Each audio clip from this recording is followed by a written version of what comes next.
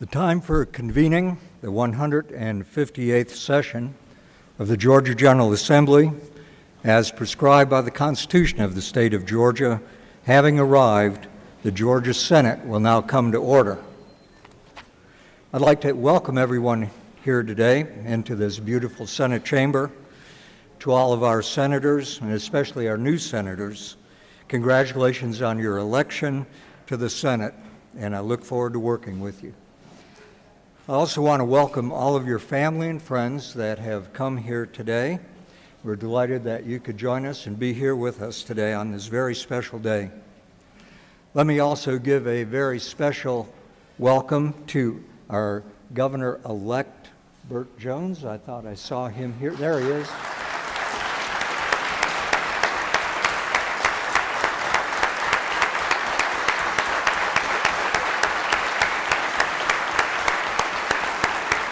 And his wife, Jan. We're glad you could be with us today as well. At this time, I would ask all unauthorized persons to exit the chamber. It is now time for our Pledge of Allegiance and for our morning devotional. All senators, please take your seats, cease all audible conversation, and I'd ask the doorkeepers to secure the chamber at this time. I now recognize the senator from the 18th to lead us in our Pledge of Allegiance and to introduce our chaplain of the day. Come on.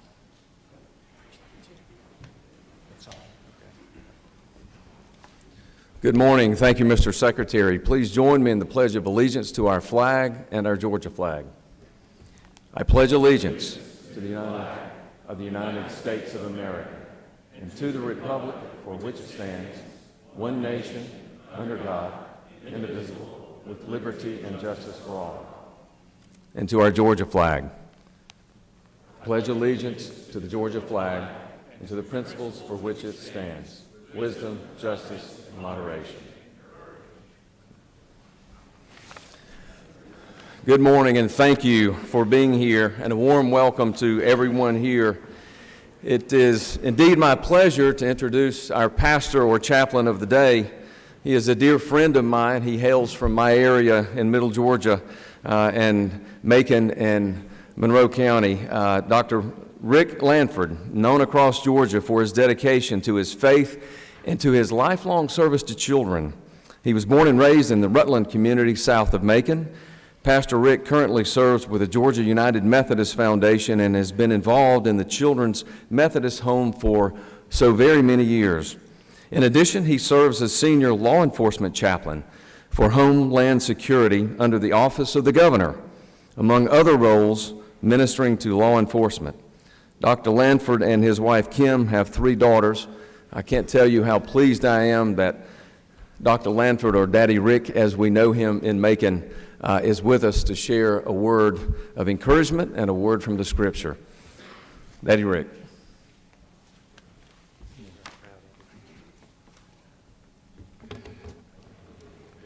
Good morning. The Lord be with you. People, this is the beginning of a new year. This is not a funeral. This is a celebration. Let's try it again. Are y'all ready? Take a deep breath. The Lord be with you. Amen. It's an honor to be here today. And Senator Kennedy, President Pro Tem, your parents would be so proud of you today. Wow, what an accomplishment. Today, we are in the season of Epiphany. And Epiphany can either be secular or sacred. If you look at the secular version, it's an insight, a breakthrough. Oh, I had an epiphany. And this word also has its roots in Greek epiphania, which means appearance. So Paul wrote about this in his letter to Titus. It says, "For the grace of God has appeared, bringing salvation to all people." And for centuries, the church has observed Epiphany on January the 6th, and we are in the season of Epiphany, aren't we?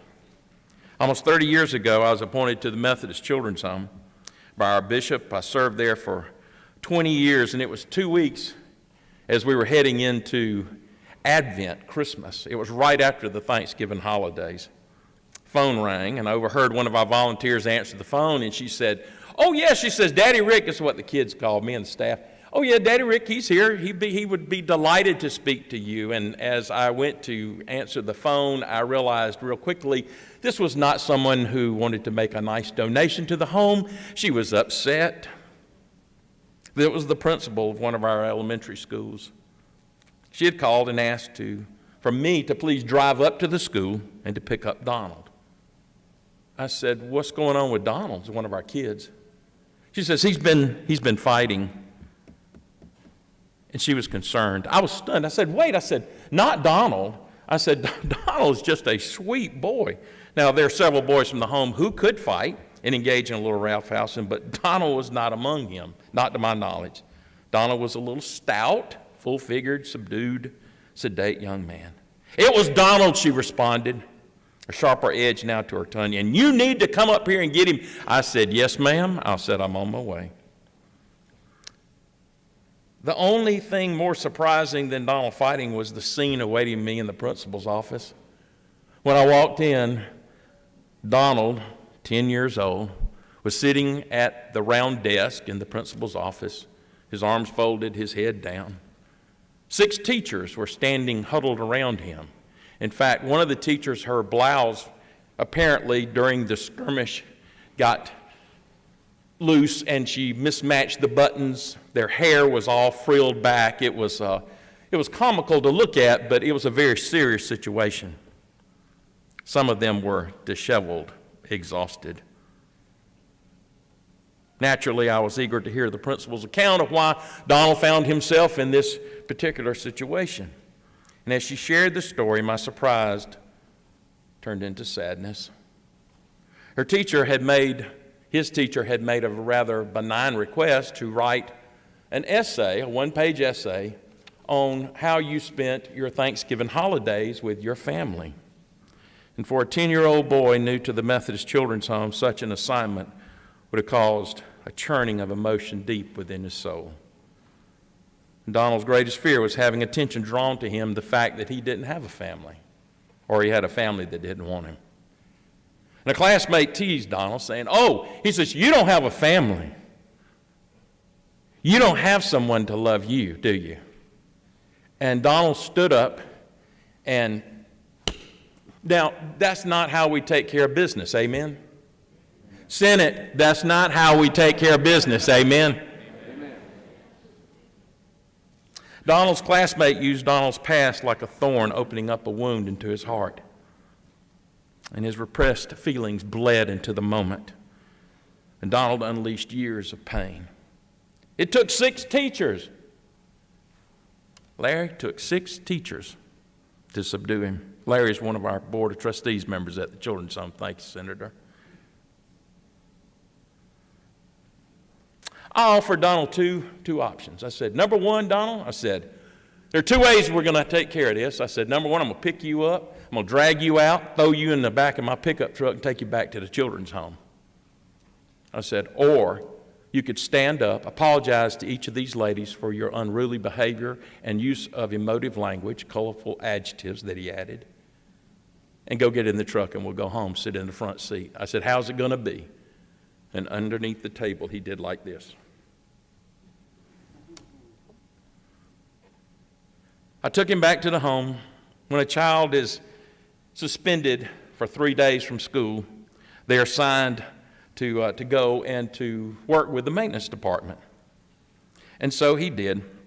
And so as he was going in and I left the campus and came back, I turned into our campus, and as I turned in, there was one of the wise men from our nativity set that was sitting out in the flower bed there in the entrance coming into the children's home. I'm thinking, what in the world? Why is he sitting out here in our flower bed? As I rounded the corner and I started up the hill at our administration building, there was the second wise man. You know, the one that's always the one on his knees, and he's got his little gift. And then as I turned to go into the parking space, out of the corner of my eye, I caught Donald with the third wise man. You know, the one that's tall and lanky, the one that has that crown that always breaks off and you have to glue it back on. You know what I'm talking about? And Donald had him in a headlock, dragging him up the hill The power cord and the sand was all coming out of the end. I mean, this nativity set is lifelike, plastic sculpted, molded. I mean, the baby Jesus, Mary, Joseph, shepherds, the wise men, camels, donkeys, I mean, all of them. And he's got him in a headlock, dragging him up. I stopped and rolled down the window. I said, "Donald." He said, "Thuh?" He talked with a lisp. I said, "Son," I said, "what are you doing?" He said, "Daddy Wick," he said, "I'm putting these old men out." I said, "Donald," I said, "do you know who those old men are?" He said, "No, sir." I said, "Those are the wise men, the magi, men who came from the Far East bearing gifts of gold, frankincense, and myrrh that helped Mary and Joseph escape to Egypt so that Herod would not kill the baby Jesus." We sat there for a minute, and he looked puzzled, and he said, "Daddy Wick," he said, "nobody has ever told me that story before." And brothers and sisters, I don't know, even remember how old I was when I heard the story. And I can't tell you how many times I've heard the story. And later that year, Donald gave his heart to Jesus, realized he was a beloved member of the family of God. And the next year, guess what? He played one of the magi, one of the wise men, at our year's Christmas pageant, and was pleased to give Christ his gift, and he did. The Epiphany today, brothers and sisters, and hear me, we are all beloved members of the family of God. Can I get an amen? Amen. And what gift will you bring to the King of Kings this year? Think about that. During the season of Epiphany, as you convene, how will you conduct yourself? How will all of you partner together, let me say it again, together, to continue to make this the best state to live in, to raise a family, work, and recreate?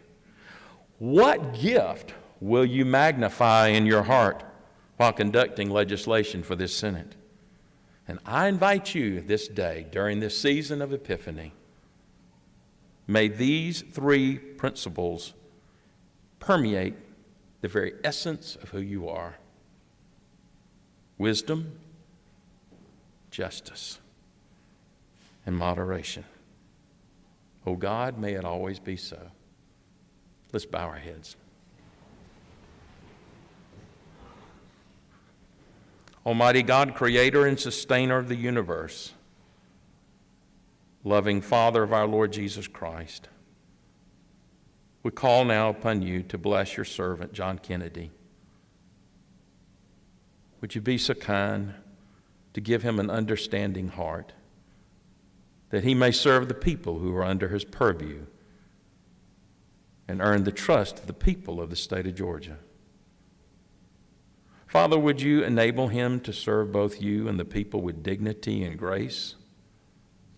Would you bless him with the wisdom to serve wisely in the fear of the Lord, so that his decisions will never be tainted with injustice or partiality? And when John has exhausted his own wisdom, keep your promise to give your wisdom liberally to those who ask for it. Give him strength of character to the extent that no one may have cause to question his integrity. Shield him by your grace from the tempter's insidious offers to use his influence for personal gain.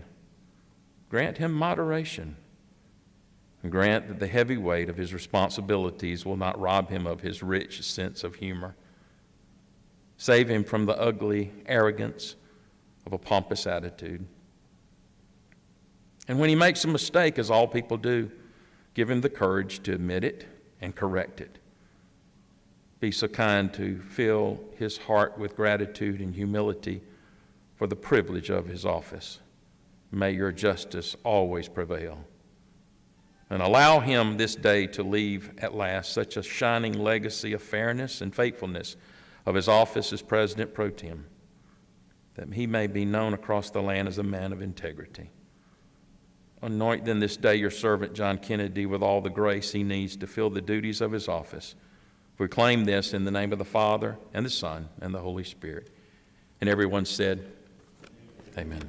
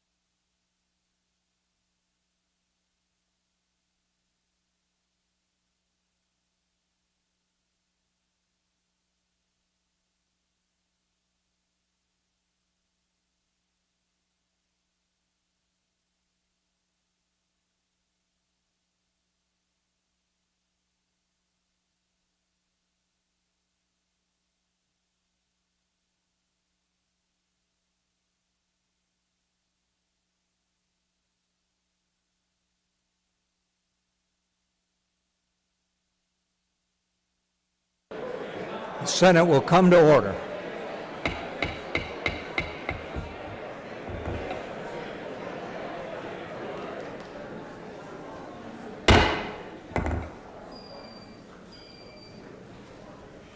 The Senate will be in order.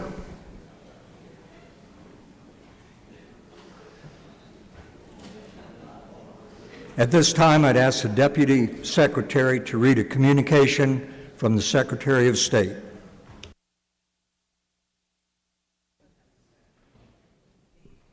I hereby certify that this summary containing the list of names was duly elected to the Georgia General Assembly as State Senate on the November 8, 2022 general election. Senate District 1, Ben Watson. Senate District 2, Derek Mallow. Senate District 3, Mike Hodges. Senate District 4, Billy Hickman. Senate District 5, Sheikh Rahman. Senate District 6, Jason Estevez. Senate District 7, Nabila Islam. Senate District 8, Russ Goodman. Senate District 9, Nikki Merritt. Senate District 10, Emmanuel D. Jones. Senate District 12, Freddie Powell Sims. Senate District 13, Cardin H. Summers. Senate District 14, Josh McLaurin. Senate District 15, Ed Harbison. Senate District 16, Marty Harbin. Senate District 17, Brian Strickland. Senate District 18, John F. Kennedy. Senate District 19, Blake Tillery. Senate District 20, Larry Walker. Senate District 21, Brandon Beach. Senate District 22, Harold V. Jones II. Senate District 23, Max Burns. Senate District 24, Lee Anderson. Senate District 25, Ricky Williams. Senate District 26, David E. Lucas Sr. Senate District 27, Greg Zolazal. Senate District 28, Matt Brass. Senate District 29, Randy Robertson. Senate District 30, Mike Dugan.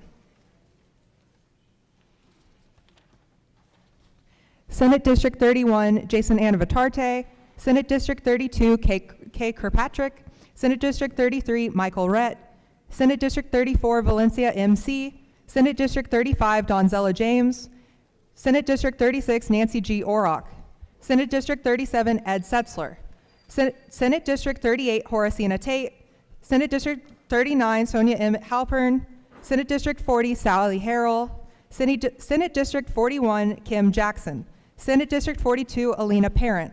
Senate District 43, Tanya P. Anderson. Senate District 44, Gail Davenport. Senate District 45, Clint Dixon. Senate District 46, Bill Cowsert. Senate District 47, Frank Ginn. Senate District 48, Sean Still. Senate District 49, Shelley Eccles. Senate District 50, Bo Hatchett. Senate District 51, Steve Gooch. Senate District 52, Chuck Hufstetler. Senate District 53, Colton Moore. Senate District 54, Chuck Payne. Senate District 55, Gloria S. Butler. Senate District 56, John Albers. Respectfully submitted by Brad Raffensperger, Secretary of State. That completes the order, Mr. President.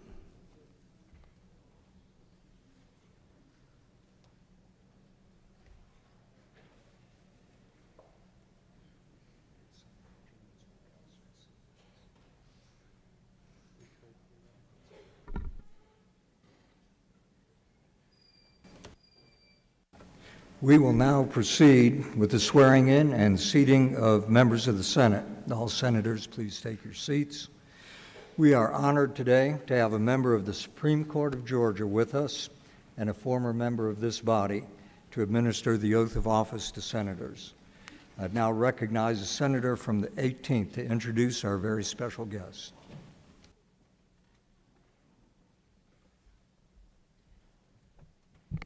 Thank you, Mr. Secretary, and good morning again. It is really my honor to represent and introduce someone that really doesn't need an introduction to this chamber. Charlie Bethel, as we know him, Senator Bethel, Judge Bethel, and now Justice Bethel, has been a friend to this chamber and a friend to the people of Georgia as he is engaged in public service for a long time. He is a proud double dog. That probably means a little something extra special today and the season that we're in. But he received both his law degree and his business degree from the University of Georgia. He began his career in the private sector, and Justice Bethel answered the call in 2011 by serving as a member in this very body for 5 years. And then in 2017, Governor Nathan Deal appointed him to the Court of Appeals. And then about a year later, in 2018, the governor appointed Justice Bethel to the Supreme Court of Georgia. That is where he sits, and that is where he serves today. Excuse me, his wife, Lindsay, he and his wife, Lindsay, live in Dalton. They have 3 children, Henry, Jeb, and Joanna. I can't tell you what a personal privilege it is to introduce him. I called him and asked if he would do this. As you know, he has sworn many of us in the years past, and he enthusiastically said, absolutely, thank you for giving me the chance. He loves to come back and be with us, senators, anytime he can. So with that, Justice Bethel.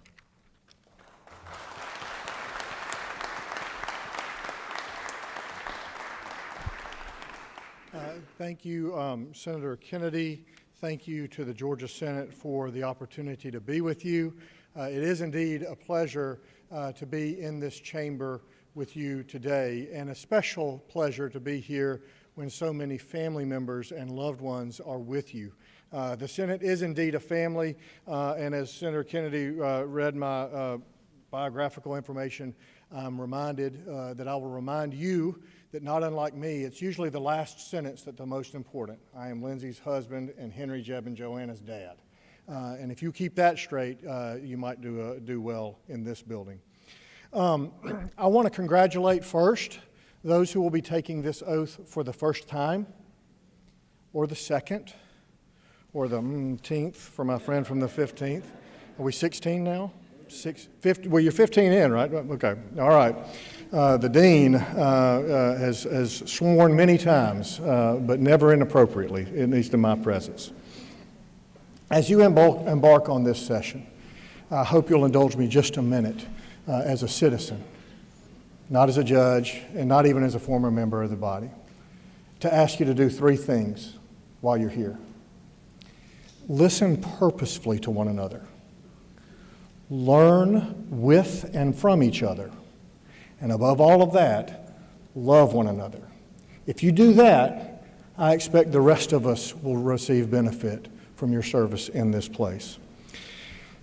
You will, of course, remain in the prayers of my family throughout your time here and beyond.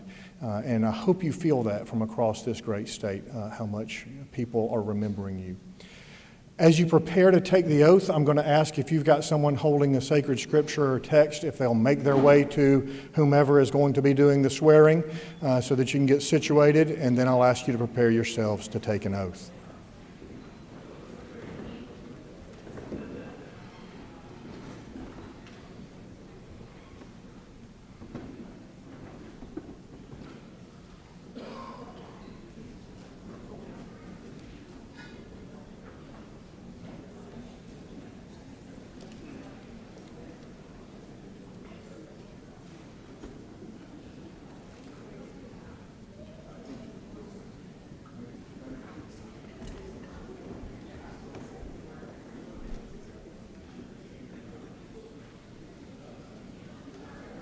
All right. Wave your hand if you're not situated. Okay. All right. Almost there? Okay. As you're able, please stand and raise your right hand and repeat after me. I do hereby solemnly swear or affirm that I will support the Constitution of this state and of the United States, and on all questions and measures which may come before me, I will conduct myself as will in my judgment be most conducive to the interests and prosperity of this state. I further swear or affirm that I am not the holder of any unaccounted for public money due this state, or due any political subdivision or authority thereof, that I am not the holder of any office of trust under the government of the United States, of any other state, or any foreign state, which by law I am prohibited from holding, that I have been a resident of my district for the time required by the Constitution and the laws of this state, that I am otherwise qualified to hold said office according to the Constitution and laws of Georgia. So help me God. Congratulations.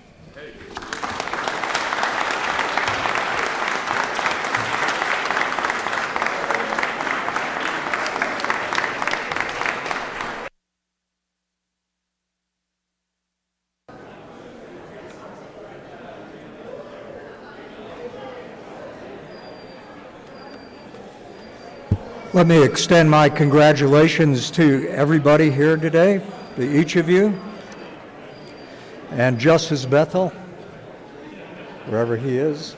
Thank you so much for taking the time to be with us today. Let me have y'all's attention for just a minute.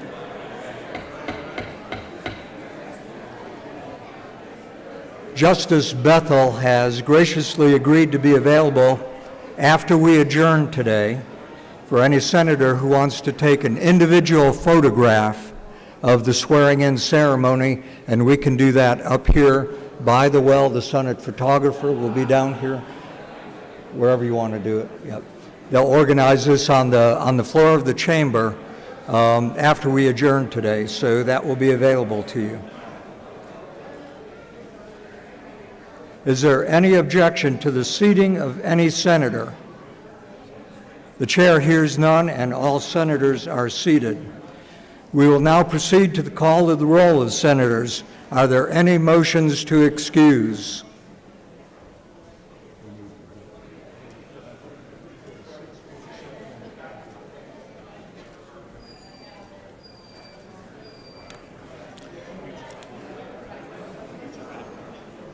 Are there any motions to excuse?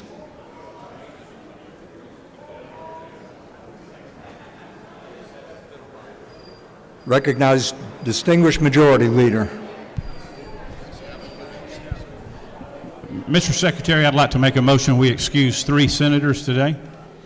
The senator from the 25th, the senator from the 47th, and the senator from 46, and the senator from Athens. What's the district number? I can't see it back there. 47.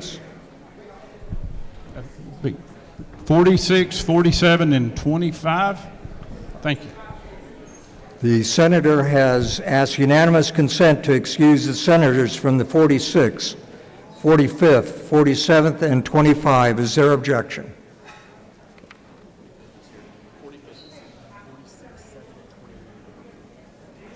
Not 45. 45th is here. Is there any objection to the excusal of those 3 senators? The chair hears none, and they are excused. The secretary will call the roll of senators. Signify your presence by voting the yea switch. The secretary will unlock the machine.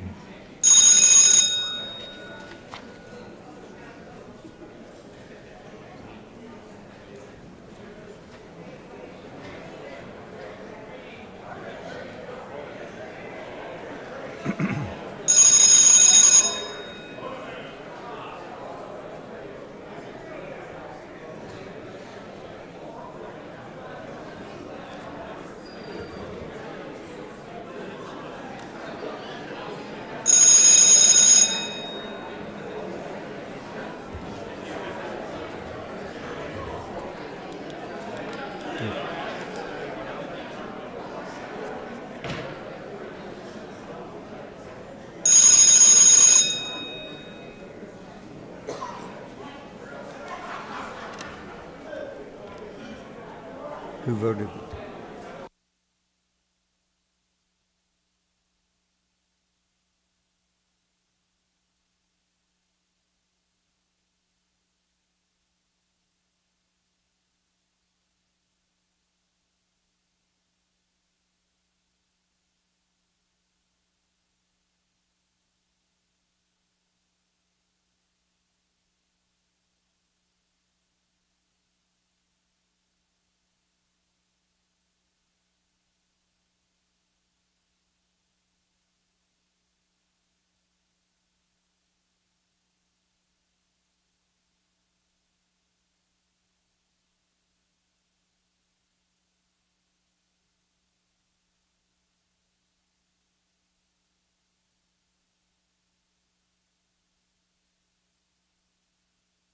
Let me have your, excuse me. We have 51 senators have responded, and a quorum is established. Let me have your attention, please. You have on your desk a copy of the oath of office that you just took. Please sign that oath and return it to the Secretary of the Senate. Once you have signed that oath, we will be able to deliver to you your official commission of office, and we will have staff from our office just outside the front door when you leave the chamber today. So as soon as we get a copy of your signed oath, we will deliver to you your official commission of office. The next order of business is the election of the President Pro Tem. I recognize the distinguished majority leader for the purpose of making a nomination. Majority leader is recognized.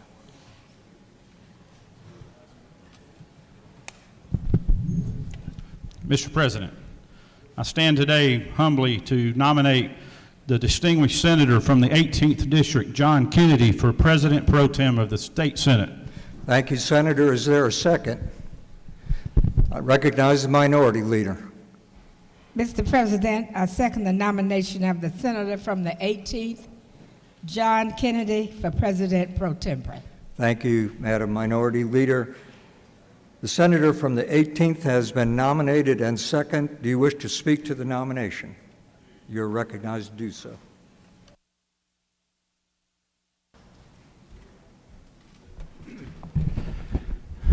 Good morning, Senators. It's great to be back in Atlanta. Hope you are all excited as I am, and I hope your families are as well. I want to thank you all for your service, and I also want to thank your families for allowing you to serve. It is definitely an honor and a privilege to represent the people from our districts. I stand before you today humbly to nominate our friend John F. Kennedy, a colleague known to us as Senator John F. Kennedy here in this building, but to the rest of the world, we may know him as JFK. He was first elected to the state Senate in 2014, but before his undoubted political career began, with a name like that, how could you pursue anything other than politics, right? He attended and graduated Mercer University to obtain both his bachelor's degree in economics and a degree in the field of law. John has had tremendous success in his legal career, rising to the current position as partner at the Macon-based law firm of James Bates, Brannon, Groover, and he practices in that area in the civil litigation, trial work, business advice, and fiduciary law practice there in Macon near his home. His efforts as a public servant have transcended the political realm as he has held positions in various civic clubs and community organizations over the years. John has served on the board of directors of the Macon Civic Club, and he currently serves on the executive board of directors for the Central Georgia Council of the Boy Scouts of America. He has served as president of the Macon Bar Association from 2009 to 2010, and is a member of the Board of Governors for the State Bar of Georgia from 2009 to current. John is also a class of 2000 graduate of Leadership Macon and a 2007 graduate of Leadership Georgia. He was appointed in 2013 by former Speaker David Ralston to the Immigration Enforcement Review Board. In 2014, John was invited and appointed to the Mercer University Walter F. Georgia School of Law Board of Visitors. After being elected to represent his community as state senator, he served as floor leader to then Governor Nathan Deal during his freshman term before being elected in 2017 as the caucus chairman for the Senate majority.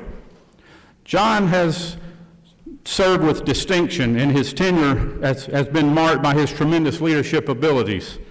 It's not been gone unnoticed either, as he has been recognized by several groups with awards such as Georgia Chamber's Freshman Legislator of the Year and James Magazine's Freshman Legislator of the Year. He's also a man of many hobbies, including his love of wooden boats and the water. I know this because I've had the opportunity to spend time on one of his wooden boats, just not long ago, in fact, just 2 years ago, up at Lake Burton in northeast Georgia. And sure enough, those wooden boats can float just as good as the steel or aluminum ones that you would see out there today. I didn't know that they even still made wooden boats until that day, but it was a beautiful boat. But aside from all the hobbies and remarkable achievements in his career as a lawyer and an elected official, those who are fortunate enough to call him a friend know that he never forgets what is important in life. They say he is the friend that is there when your children are born and when your parents are buried, that you can trust him with your kids and the code to your debit card. And I'm honored today with the opportunity to nominate Senator John F. Kennedy as the next President Pro Tem of our Georgia Senate. But before I go any farther, let me say all of the things I've just mentioned makes him a successful businessman, but the thing that makes him the man that you all know is his love for his family. John has been married to his wonderful wife, Susan, for 29 years, and they have 2 children, Catherine and Will, and we're blessed to have them with us today, and you'll hear more about them in just a little bit. So, ladies and gentlemen, I ask for your unanimous consent to nominate and elect our good friend, Senator John F. Kennedy. Thank you very much.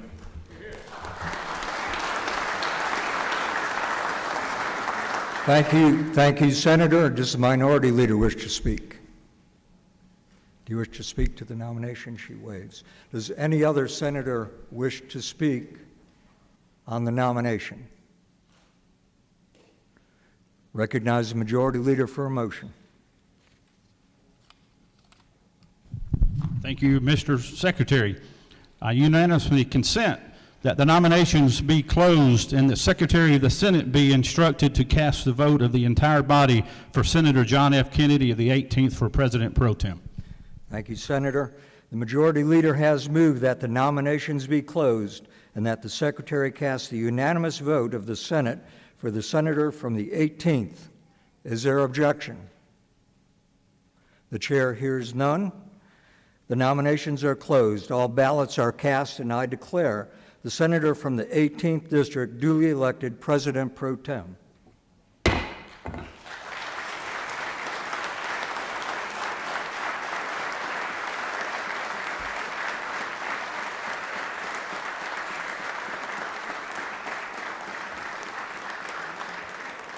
At this time, I would ask the following members to serve as a committee of escort to escort the new President Pro Tem to the rostrum.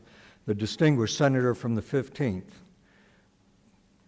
If you can proceed to the rear, the distinguished majority leader and the minority leader. You could proceed to the rear of the chamber at this time.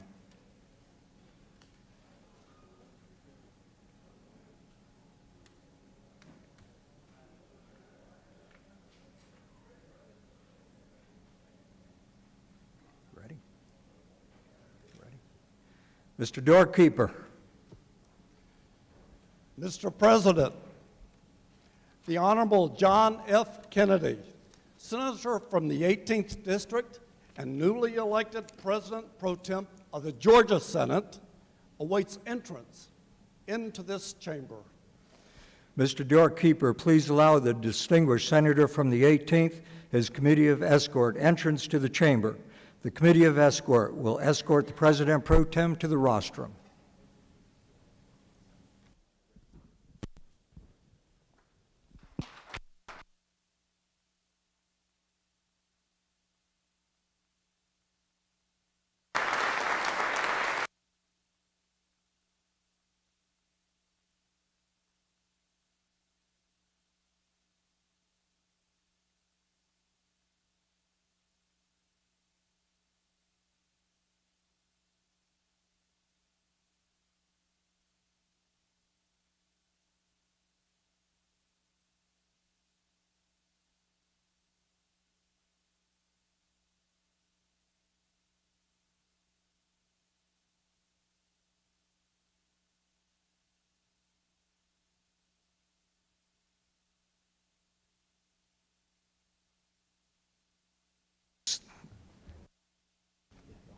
Members of the Senate, it is my high honor and distinct privilege to present to you the distinguished senator from the 18th, the President Pro Tem of the Senate.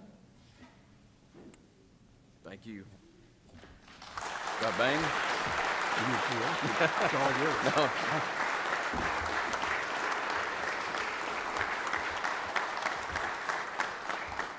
Thank you. Thank you, Mr. Secretary. Thank you to the members of this body.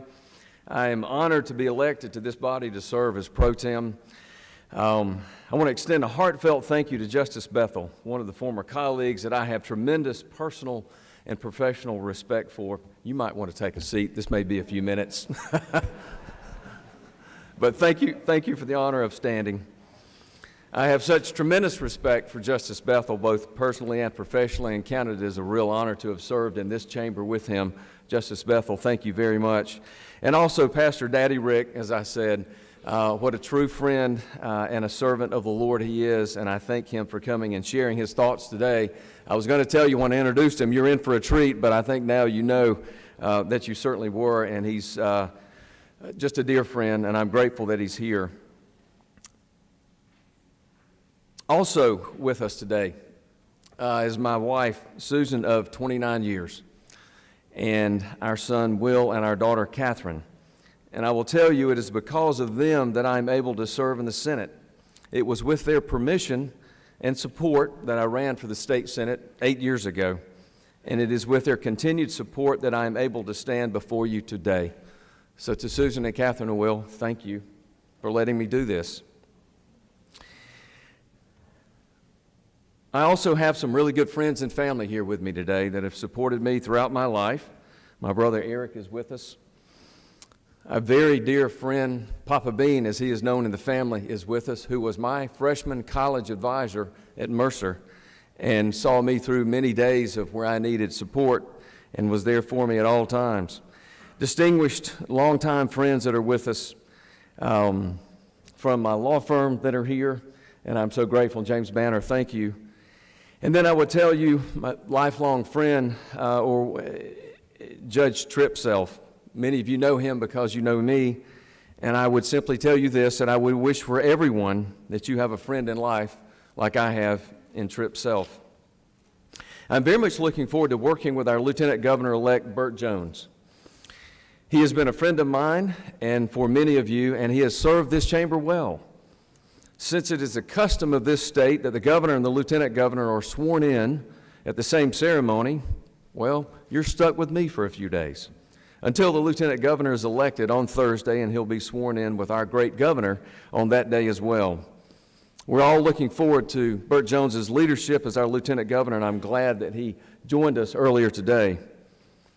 To Lieutenant Governor-elect Jones and his wife Jan, their journey of public service and the campaign for lieutenant governor has been a family mission, and Burt Jones's service as lieutenant governor will be a family mission, and we thank he and his family for their future service.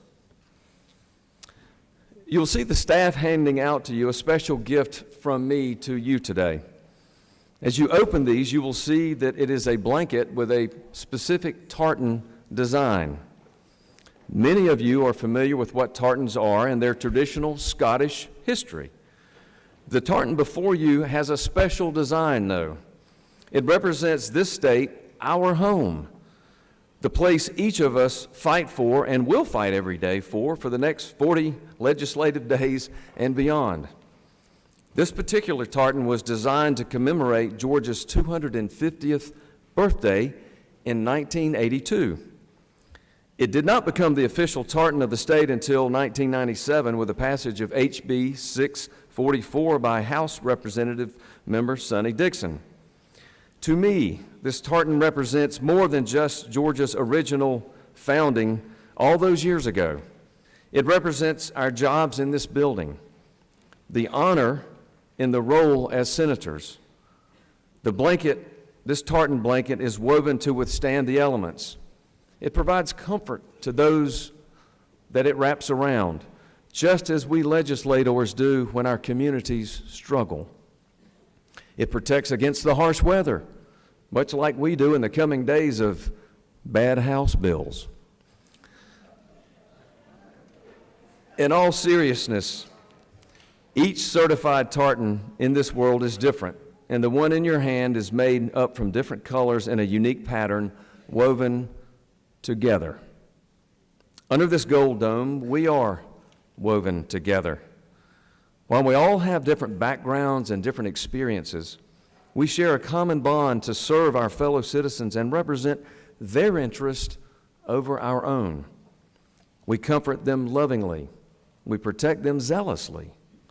I share these gifts with you to honor you and your position, and as a reminder that we are all in this together.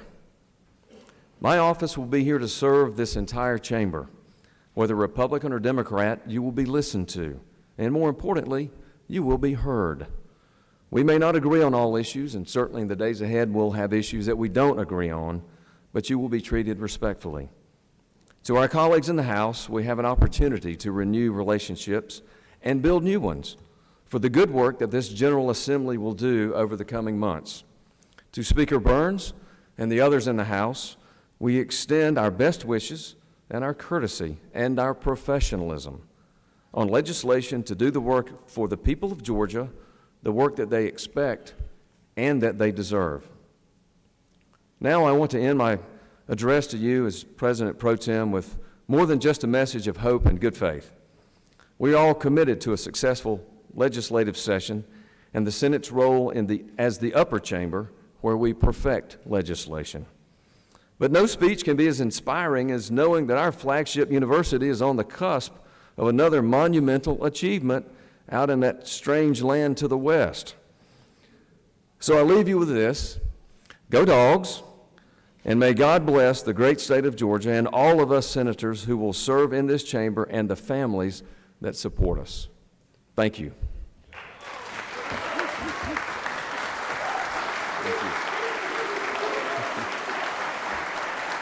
Thank you. Thank you. Thank you.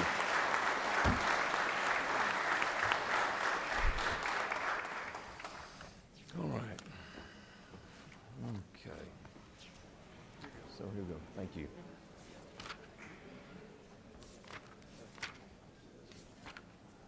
Okay. Where are we? Right here. All right. The next order of business will be the election of the Secretary of Senate. I recognize the senator from the 51st, the distinguished majority leader, for the purpose of making a nomination. Thank you, Mr. President. You like to hear that, don't you? I do. That sounds All right. good. Thank you.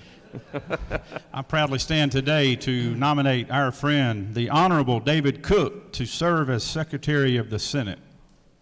The majority leader has nominated Mr. David Cook to the office of Secretary of Senate. Is there a second? I recognize the senator from the 55th District, the distinguished minority leader.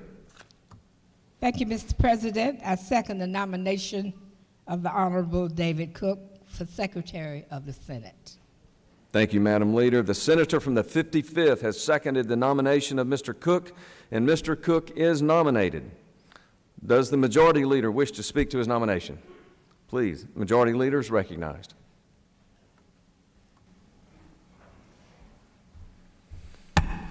Thank you, Mr. President. Today I stand before you, senators, to nominate David Cook as to be our next Secretary of the State Senate. David Cook graduated from Marist High School before going off to attend, at the time called Georgia Southern College, now Georgia Southern University, obviously. There he received a bachelor's degree in political science and was elected student body president, a first sign of the respected leader he was to become in his career. The Georgia Senate came calling David at an early age, as he served as a Senate reading clerk upon graduation from Georgia Southern, where he served in that role for 3 years. Then David went to study and received a law degree from the University of Georgia, go Dogs, and was admitted to the State Bar of Georgia. After brief stints as a professor at Georgia Southern and counsel at the UGA School of Law, he began a solo law practice, eventually moving to the firm of McGuire, Cook, and Martin as a managing partner. But even throughout his days of practicing law, David could not escape the grasp of the state Senate. He served as the counsel to the Senate Committee on Judiciary, who had then rising star State Senator Nathan Deal as its chairman. When Senator Deal was elected President Pro Tem, David followed as his chief of staff and again followed him as his chief of staff in his congressional office in Washington, D.C. for 2 years. David went on to attempt to tackle the field of health care, first as general counsel and director of advocacy to the Medical Association of Georgia, before becoming its chief executive officer, a position he held for nearly a decade. He returned to serve the state as the commissioner of the Department of Community Health under Governor Nathan Deal before heading back to the Georgia Senate as its secretary. David has been married to his wife, Beth, for 34 years and have 2 sons, Lowell and Andrew. Lowell is married to Tamdrin, and they have given David 2 beautiful grandchildren, ages 1 and 2. Senators, I'm honored to make this nomination today, and I encourage you to support his nomination and his election to continue to serve in the important role that he serves us so well, and that is Secretary of the State Senate. Thank you very much. Thank you. The Majority Leader has nominated Mr. David Cook to the office of Secretary of the Senate. Is there a second? I recognize the senator from the 55th, the distinguished Minority Leader. I second the nomination of the Honorable David Cook for Secretary of the Senate. Thank you, Madam Leader. Does the Majority Leader wish to speak further to the nomination, or the Minority Leader?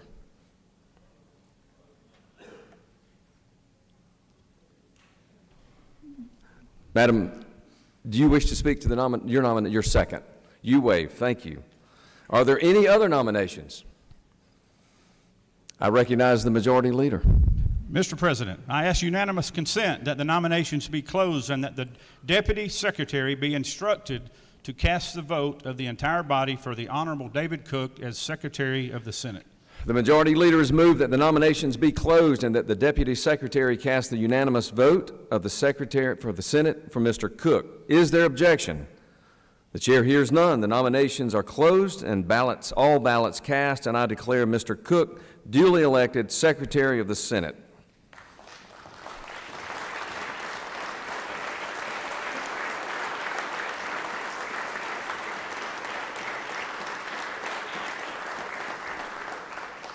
Mr. Doorkeeper, please allow Mr. David. President, the Honorable David Cook, newly elected Secretary of the Georgia Senate, awaits entrance into the chamber.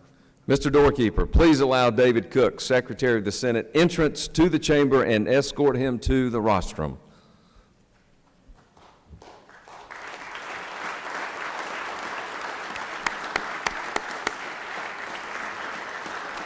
Yeah.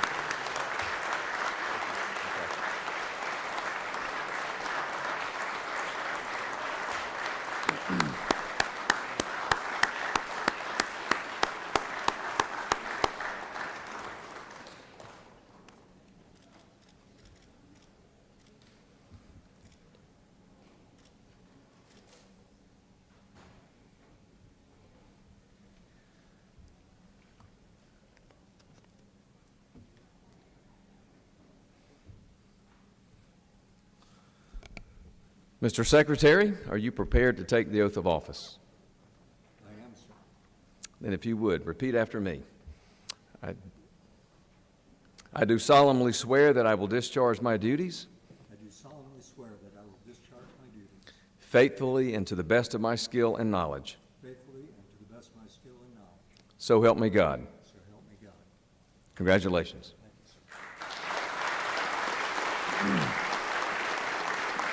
Members of the Senate, it is my honor to present to you David Cook, our Secretary of the Senate.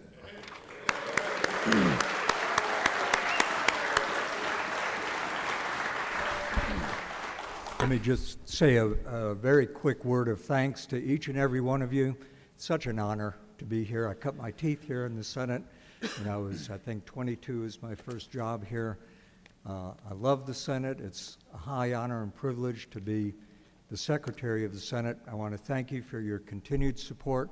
My door is always open. Please stop by if I can ever be of help to you. Thank you. Thank you, Mr. Secretary. This body and this chamber are truly blessed to have the service of you, Mr. Cook. Thank you for agreeing to come back and serving as our secretary. Our next order of business will be the election of the Sergeant at Arms. I recognize the senator from the 29th for the purpose of making a nomination. Mr. President, I nominate Mr. Robert Brown for the position of Sergeant at Arms. The senator from the 29th has nominated Mr. Robert Brown to the office of Sergeant at Arms. Is there a second? I recognize the senator from the 22nd District. Mr. President, I second the nomination of our decorated Vietnam veteran, which makes him uniquely qualified to handle this group, Mr. Robert Brown, for Sergeant at Arms. Thank you, Senator. The senator from the 22nd has seconded the nomination of Mr. Brown, and Mr. Brown is nominated. Does the Majority Whip wish to speak to the nomination? The Majority Whip is recognized.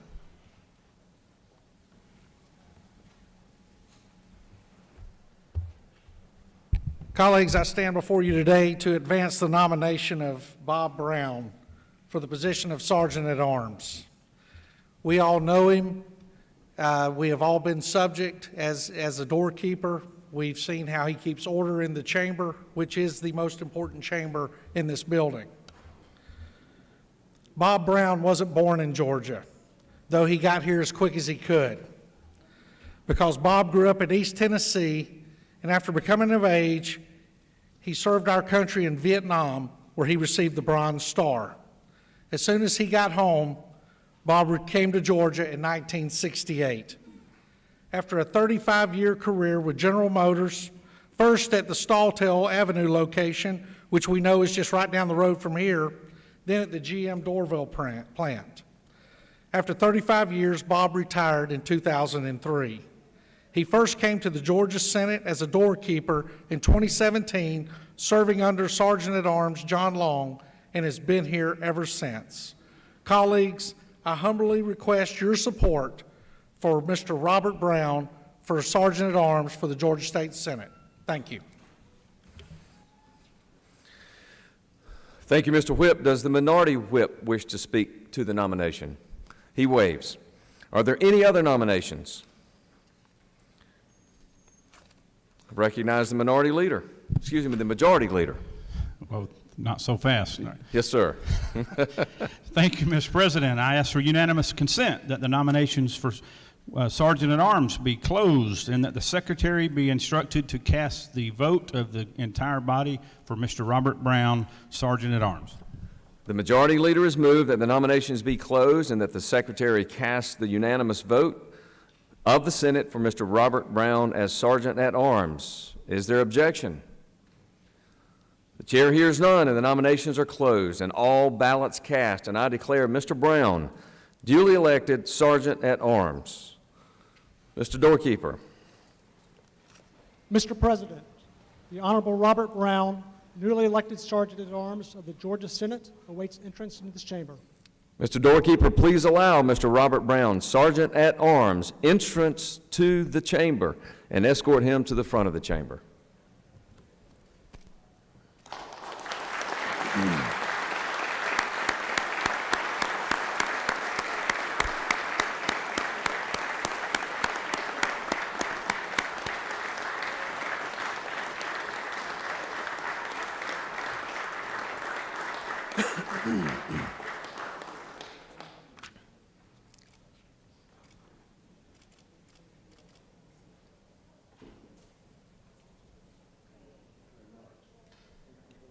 Welcome. Thank you, Mr. Brown. Thank you for your service.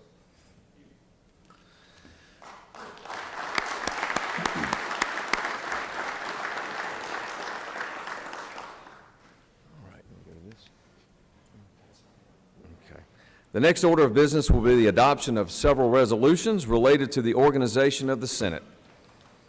The Secretary will read the resolution. Senate Resolution Number 1 by Senator Gooch of the 51st. A resolution to notify the House of Representatives that the Senate has convened and for other purposes.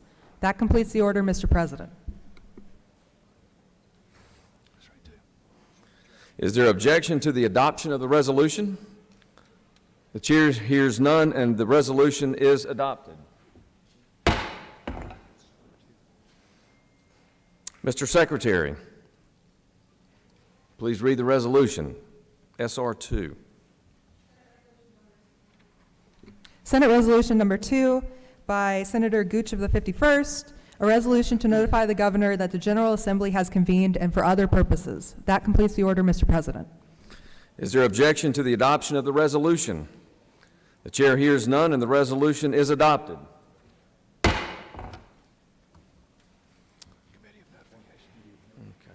At this time, I will appoint the following senators to the Committee of Notification to join with a similar committee from the House for the purpose of notifying the governor that the General Assembly has convened. The senator from the 18th, the senator from the 15th, the senator from the 51st, and the senator from the 55th. I would ask that the members of the committee meet with the Secretary of the Senate at the rostrum at the conclusion of today's session. I now recognize the Majority Leader for a motion. Thank you, Mr. President. I move that Senate Resolution 2 and all resolutions requiring transmittal be immediately transmitted to the House. The Majority Leader has moved that all resolutions requiring transmittal be immediately transmitted to the House. Is there objection? Without objections, all resolutions will be immediately transmitted.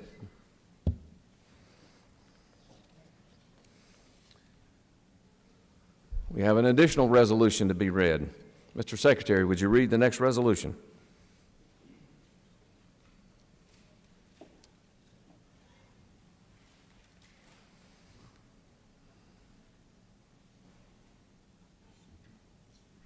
Senate Resolution Number 6 by Senator Gooch of the 51st and others, a resolution relative to meetings and adjournments of the General Assembly and for other purposes. Be it resolved by the General Assembly of Georgia that, except as otherwise provided by this resolution or by subsequent resolution of the General Assembly, meetings of the 2023 regular session of the General Assembly during the period of Monday, January 9th, 2023 through Wednesday, March 29th, 2023 shall be held in accordance with the following schedule.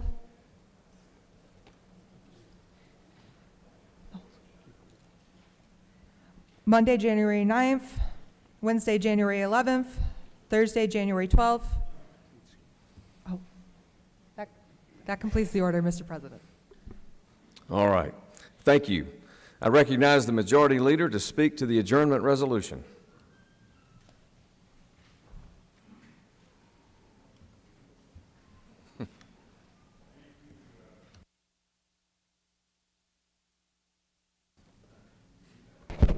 There we go. Thank you, Mr. President. Senators, this may be the best news you'll see all. We want to talk to you about this resolution, this adjournment resolution. This may be the first time in the history that we have been able to set a legislative calendar on day one for the full 40 days of the legislative session. Isn't that great news? All right, all right, all right, all right.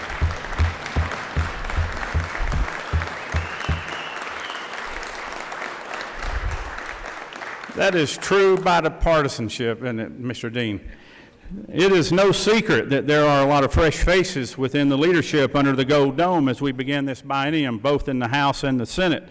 This resolution is a great reflection on the ability of the new House and the Senate leadership to unify and come together to improve the effectiveness of the General Assembly as we begin our work for the people of Georgia. I'm proud of the work that we've done, and we look forward to the many days to come. I respectfully ask for you to unify this resolution today and pass it unanimously, and we'll pass it on over to the House, and then we'll get to work on Wednesday. So I want to bring up a couple things for your attention.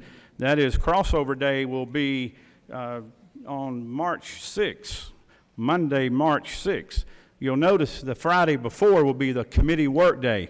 That is the only Friday we will work this session other than this Friday, which is a session day that we're going to come in for session day number 4.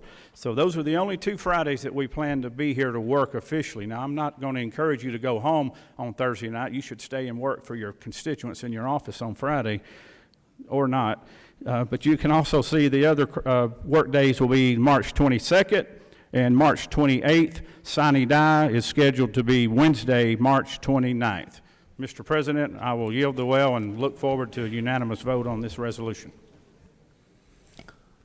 Thank you, Mr. Leader. Does any other senator wish to speak for or against the resolution? And before we vote, congratulations, Mr. Leader. You put a lot of work into this, and this entire chamber is grateful, and I appreciate the expression of that gratitude for the work that you've done. The chair hears no objections. Is there objection to the previous question being ordered? The chair hears none, and the previous question is ordered. The question is on the adoption of SR 6, the adjournment resolution. All in favor of the SR 6 will vote yea. Those opposed will vote nay. The secretary will unlock the machine.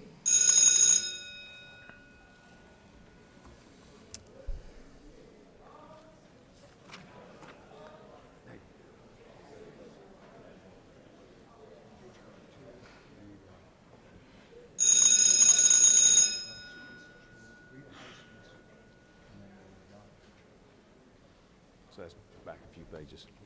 All right.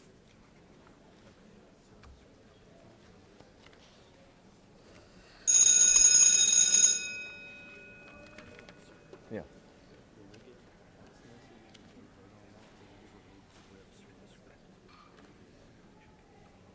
Okay.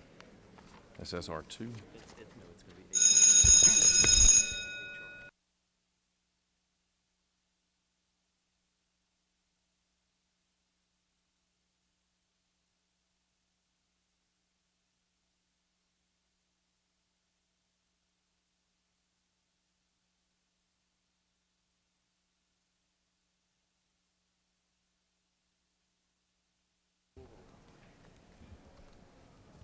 All votes having been cast, the yeas are 51, the nays are 0, so the motion and resolution is adopted. Okay.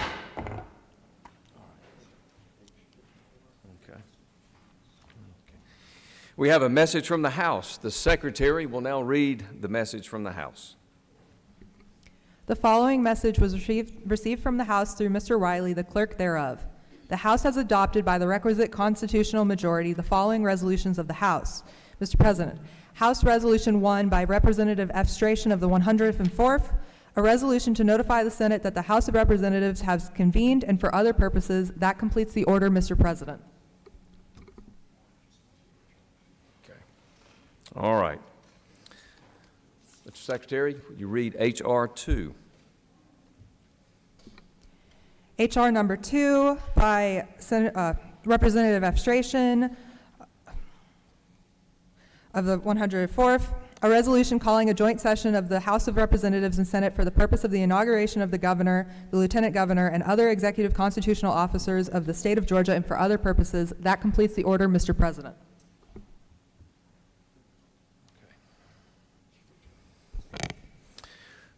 Thank you.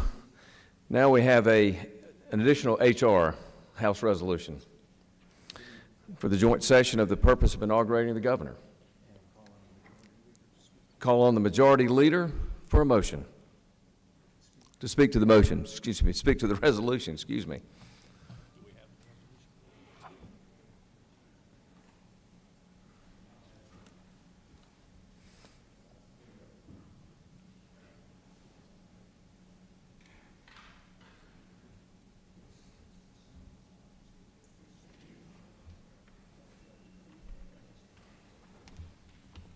Thank you, Mr. President. As usual, we have a joint session to inaugurate the governor, the lieutenant governor, and all constitutional officers. As you know, that will be held off-site on Thursday.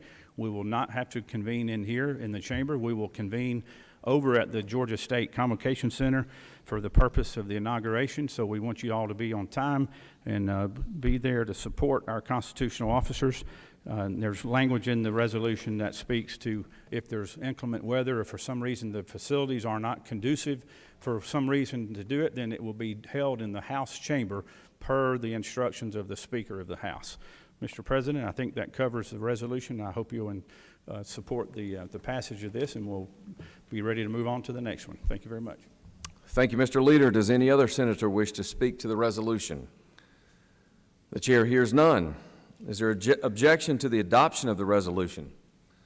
The chair hears none, and the resolution is adopted.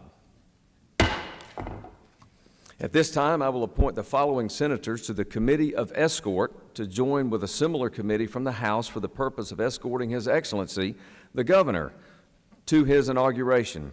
The senator from the 18th, the senator from the 15th, the senator from the 51st, and the senator from the 55th. Mr. Secretary, do we have additional resolutions?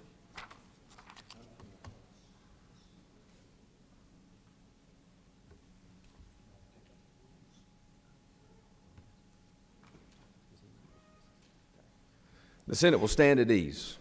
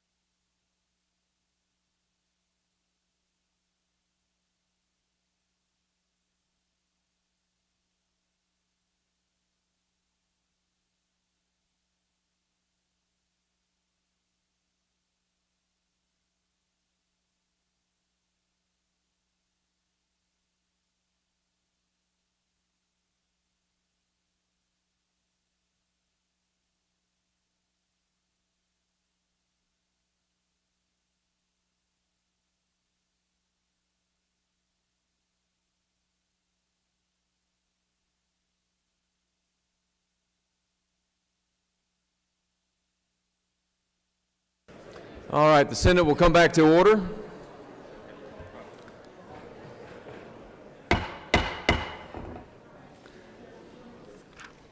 The Senate will come back to order. Mr. Secretary, please read SR 3, Senate Resolution 3. Senate Resolution 3 by Senator Gooch of the 51st and others, a resolution adopting the rules of the Senate and for other purposes. Be it resolved by the Senate that the rules of the Senate in effect at the adjournment of the 2022 regular session of the General Assembly are hereby adopted as the rules of the Senate for the 2023-2024 biennium of the General Assembly unless and until otherwise provided by resolution of the Senate with the following amendments. That completes the order, Mr. President. Thank you, Madam Secretary. I now recognize the Majority Leader to speak to Senate Resolution 3.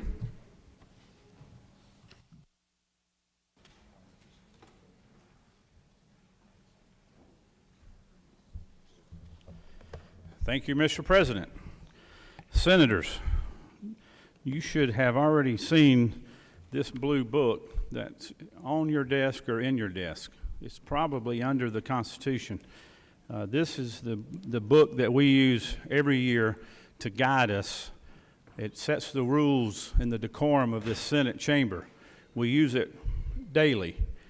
It helps us to keep order, and it helps us to facilitate all the busy work we have to do.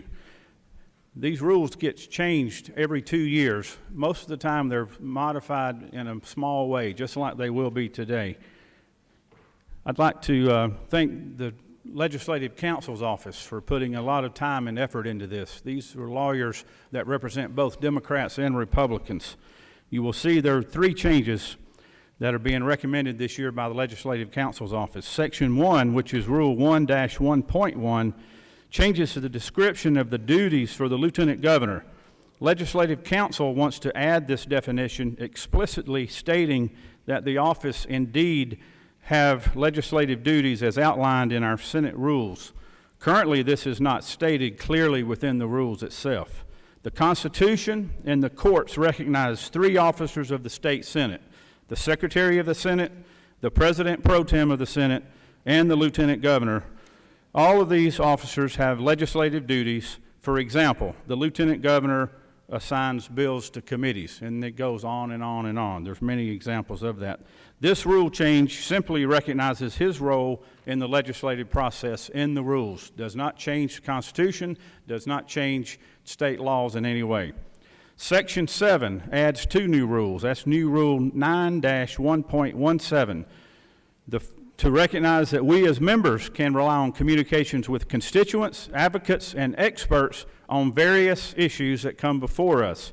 It's no secret that many members of our body have only one staff member within their office that they often share with other members. Also, it cannot be expected that each senator be an expert on every issue we work on in our elected roles. Communications with these third parties is crucial for us to be efficient and effective in our duties as senators. The second rule added in Section 7 is Rule 9-1.18, stating that each member enjoys a right to legislative privilege as a legislator. Legislative privilege has been debated and argued in the courts, and we want our rules to reflect the Senate's position that each member has that privilege. We should also ensure with respect to each other's members' privilege as well.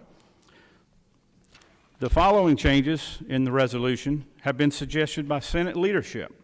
The first of these is in Section 2, Rule 1-1.2. This will require the pro tem to step down from his or her post if they indicate they are running for another office. Candidly, sometimes running for another office makes people say and do things that not all members of the caucus agree with, and we want to make sure we avoid that in the future. Succession of the pro tem is not affected by this rule. They will still have to be nominated from the Senate body and voted on. The only way to succeed a vacancy in the pro tem's office would be for the Senate to reconvene and to do that very step like we did today. Day-to-day administrative duties in any period between their stepping down and the Senate convening and electing a new pro tem will be temporarily undertaken by the Secretary of the Senate, who is an officer of the Senate, as we indicated earlier. These duties include human resource items and purchasing authority. Committees on Administrative Affairs will still have the overall authority of the operations of the Senate. The second of these changes is in Section 3, 1-2.3 of your rule book, increasing the number of seats that the party's whips get to choose for their deputy whips. The majority whip will now have 4 seats, and the minority whip will select 2. Under the current rules of the Senate, that was 2 and 1. We're basically doubling that to go to 4 and 2. Section 4 provides for the elimination of the Special Judiciary Standing Committee. This committee is rarely used, and the Judiciary Committee can handle all legislation previously sent to the Special Judiciary Committee. This section will add the Committee on Families and Children. This was a priority of the Lieutenant Governor Jones and is a great way for the Senate to prioritize families and some of our most vulnerable citizens in our state. Section 5 repeals the ability of the Rules Committee to substitute bills. This rule was created in 2019, and with 4 years under the new rule, we have received complaints from a lot of you members about the last-minute changes to bills and rules. Repealing this rule will strengthen the committee process, as the Rules Committee will still have the ability to send a bill back to its original committee for fine-tuning or any other changes as it sees fit, but it will not be making those substitutes in the committee itself. And Section 6 narrows the appointment of ex officio members to only standing committees. Ex officios have been abused in recent years on study committees, and we wish to avoid that moving forward. Senators, I ask for your unity on these positive administrative changes to the Senate rules in an effort to improve the effectiveness and the efficiency of the work of this body. Mr. President, that concludes my remarks, and I'm happy to take questions.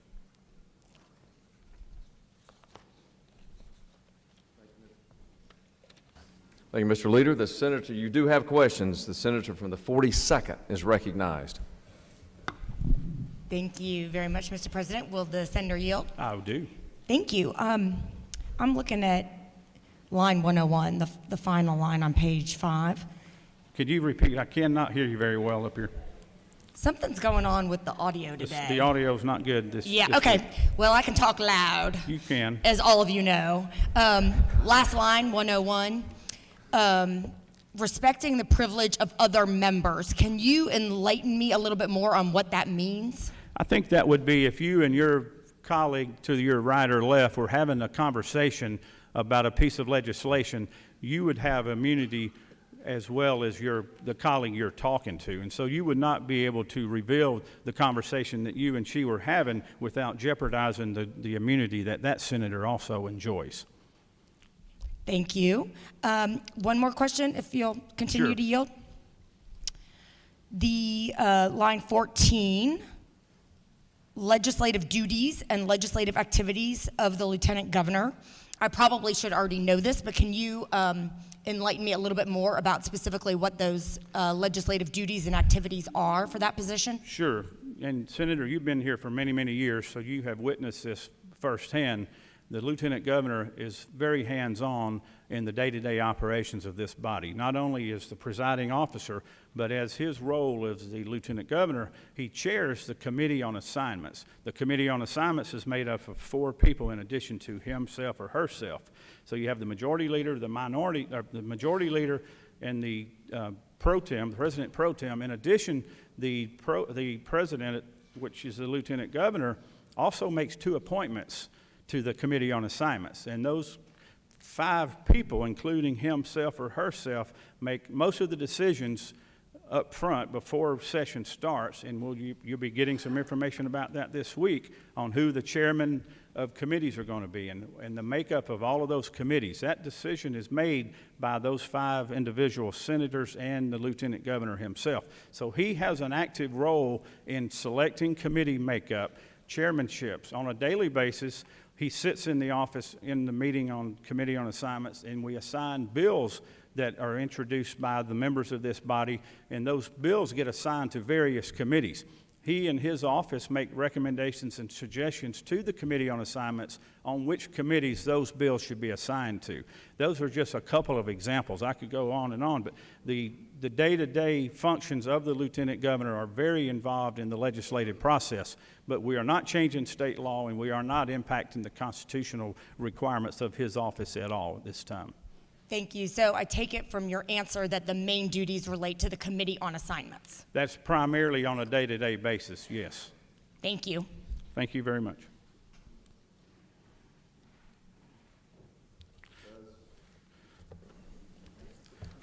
Mr. President, I'm happy to yield, or I will sit down and ask for your support of the rules that we have Chair, before us. you do have questions, Mr. Leader. The chair recognizes the senator from the 26th.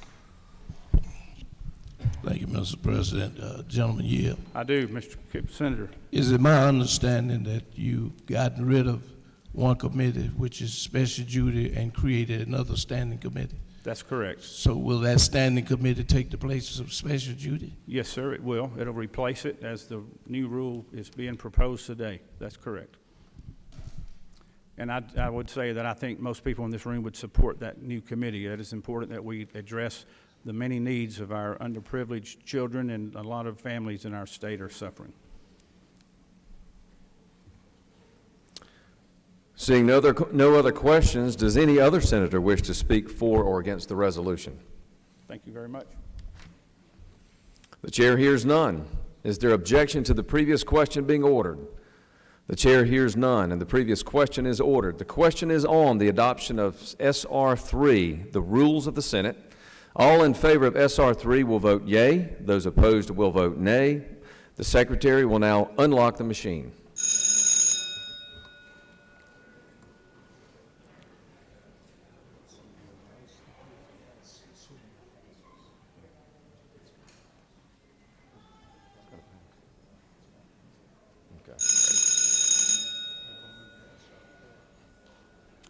Go to 4.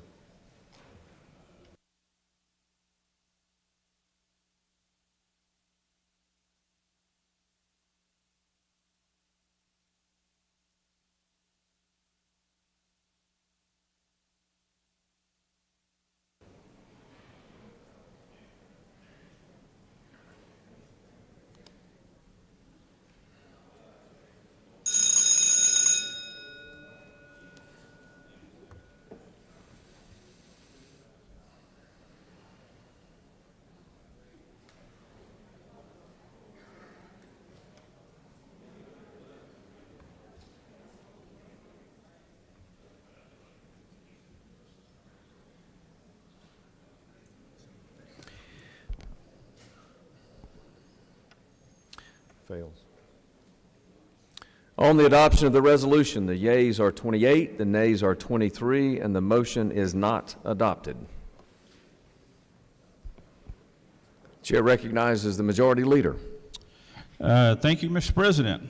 Unfortunately, I have to stand here and move that the Senate reconsider its action in the failing to adopt the Senate rules for this session, Senate Resolution 3. There's nothing there. The majority leader has moved that the Senate reconsider the action of failing of S.R. 3. Is there objection? There is objection. Gooch. I recognize the majority leader.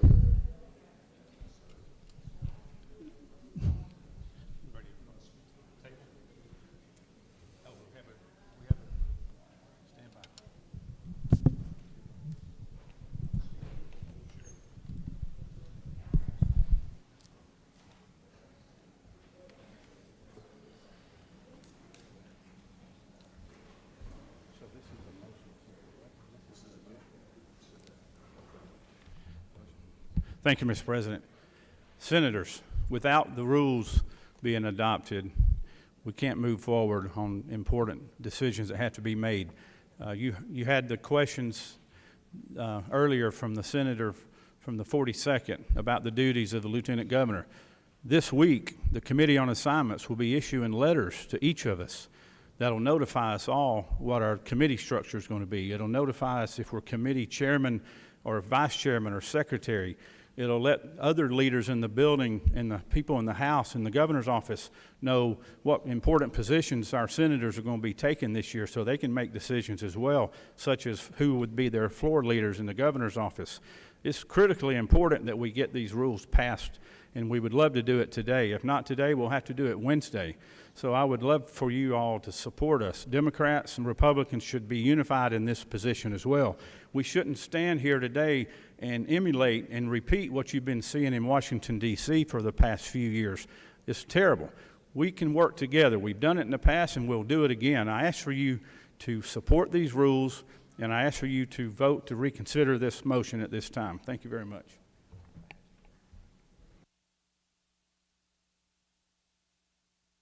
For what purpose does the senator from the 50th rise? State your inquiry. Isn't it true that the state of Georgia right now is a hub for sex trafficking and human trafficking? The senator speaks of that which he knows.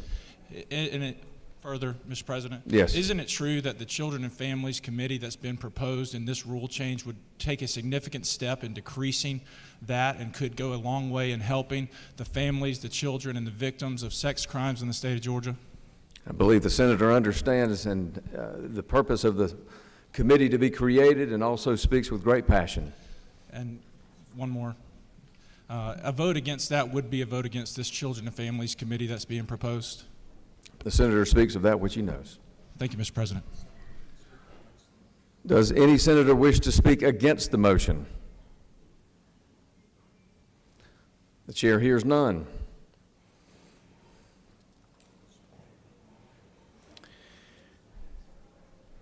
All those in favor of the motion on reconsideration will vote yea. Those opposed will vote nay, and the secretary will unlock the machine.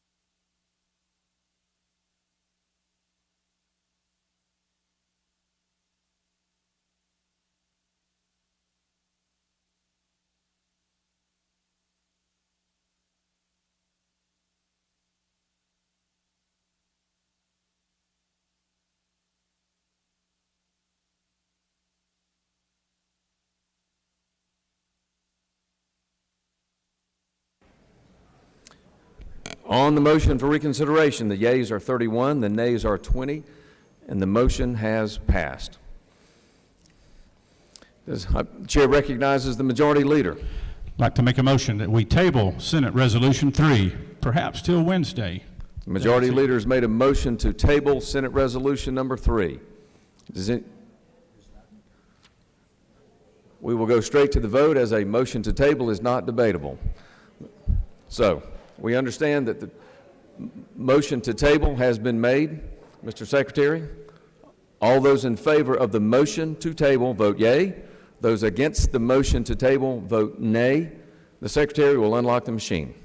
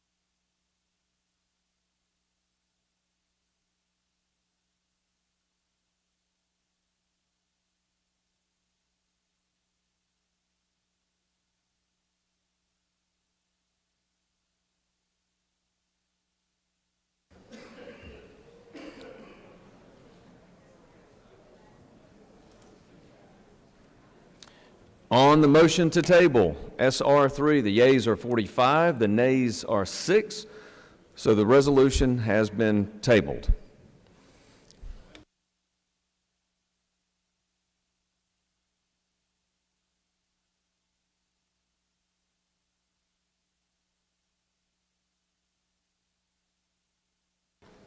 Ready?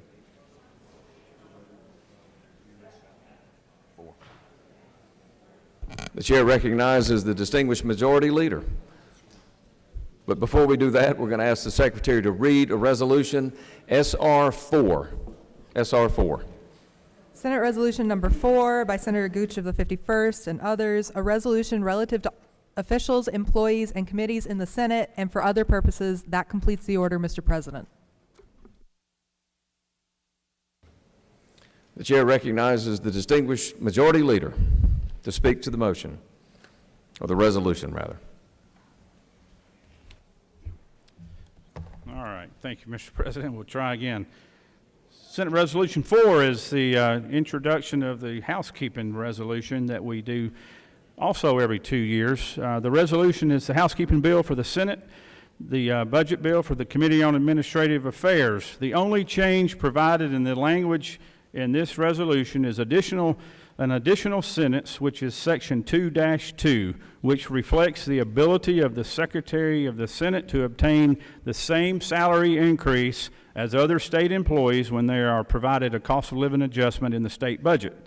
This added sentence is the exact language that's already being used by the Friends in the House regarding the compensation of the clerk of the House, so it just creates parity between the Senate clerk and the House clerk. Mr. President, I'm happy to take questions or yield the will. You have no questions. Thank you very much. Does any other senator wish to speak for or against the resolution? The chair hears none. Is there objection to the previous question being ordered? The chair hears none, and the previous question is ordered. The question is on the adoption of SR 4, the housekeeping resolution. All in favor of SR 4 will vote yea. Those opposed will vote nay, and the secretary will unlock the machine.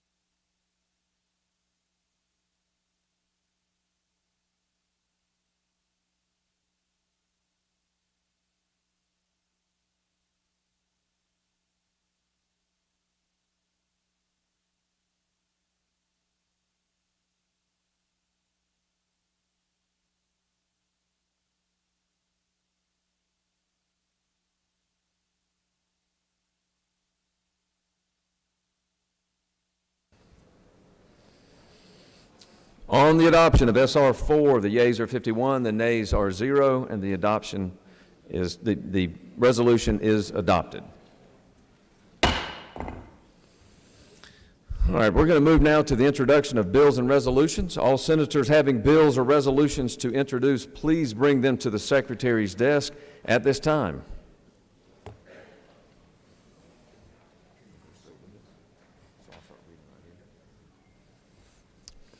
During the interim, the Senate has received communications from the Lieutenant Governor and the Supreme Court requesting that their appointments to the Judicial Qualification Commission be confirmed by the Senate. The Secretary will read the communications.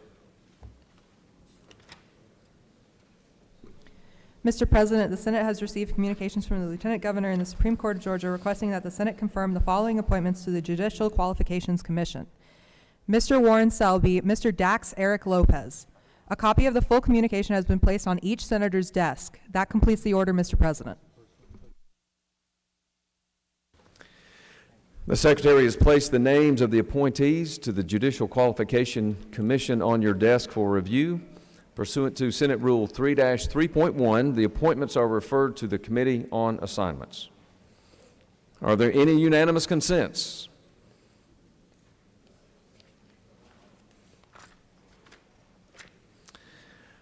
This is the portion where we would normally, or the section where we would normally go to points of personal privilege. I believe that we have decided, or the leadership of the Democrats and the Republicans have decided to waive points of personal privilege for today. Given the nature of family being here, we of course will go back and resume points of personal privilege on Wednesday. did want to recognize, nope, didn't need to do that. All right.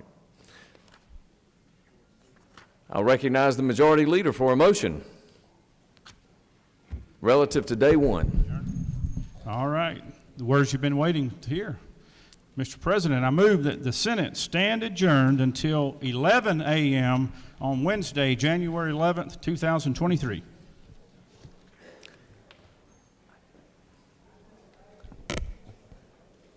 Other announcements? Are there other announcements?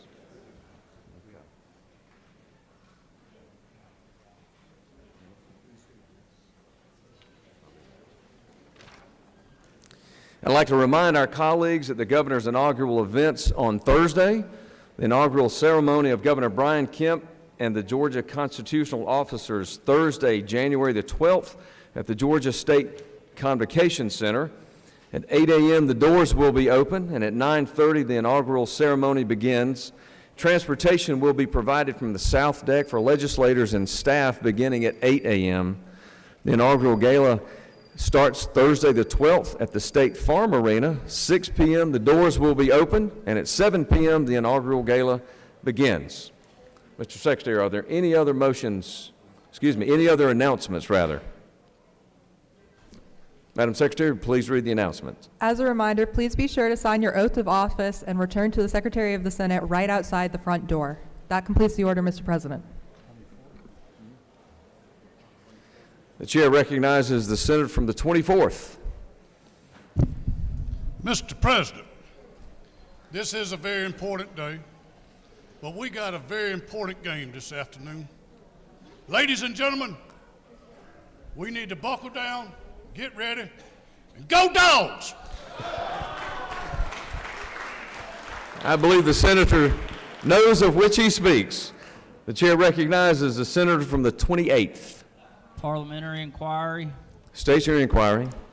Is it not true that since we waived the points of personal privilege, I was not able to wish my mother a happy birthday? Mom, happy birthday. All right.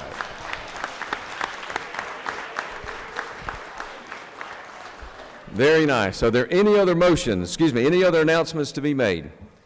The chair sees none. There's a pending motion to adjourn on the table. All those in favor will say yay. All those opposed will say nay. All those in favor? All those opposed? It's close, but the ayes clearly have it. We're adjourned.